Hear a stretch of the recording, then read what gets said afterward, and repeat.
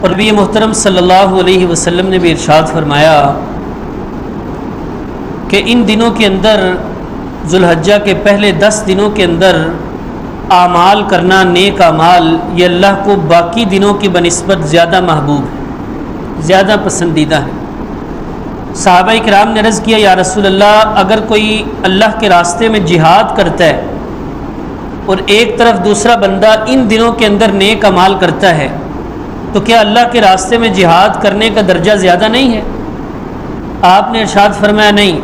ان دنوں کے اندر نیک اعمال کرنے کا درجہ زیادہ ہے، الا یہ کہ کوئی بندہ جہاد کے لیے نکلے، اپنا جان اور مال لے کر جائے اور پھر واپس نہ آئے، یعنی اللہ کے راستے میں شہید ہو جائے، قربان ہو جائے، تو اس کا درجہ بے شک زیادہ ہے، وگرنہ ان دنوں کے اندر نیک اعمال کرنا اس کا درجہ باقی دنوں کی بنسبت زیادہ ہے۔